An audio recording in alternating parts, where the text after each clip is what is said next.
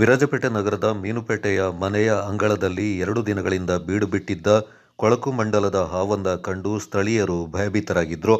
Auto snake Satish ಅವರಿಗೆ ಸ್ಥಳೀಯರು ಕರೆ ಮಾಡಿ ಮಾಹಿತಿಯನ್ನು ನೀಡಿದರು.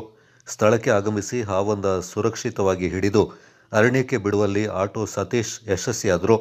ಹಾವೊಂದ ರಕ್ಷಣೆ ಮಾಡುವ ದೃಶ್ಯ ಕಂಡ ಸ್ಥಳೀಯರು ಸತೀಶ್ ಅವರಿಗೆ ಮೆಚ್ಚುಗೆ ವ್ಯಕ್ತಪಡಿಸಿದರು. ಕಾಣ್ತದ ಇಲ್ಲಲ್ಲ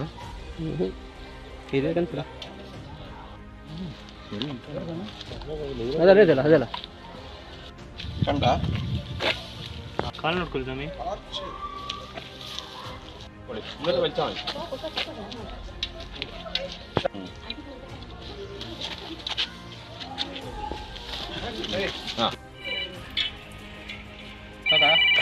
ಇರಿ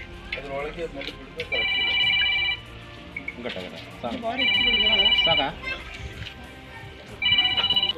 ಕಣ್ಣು ಕಣ್ಣು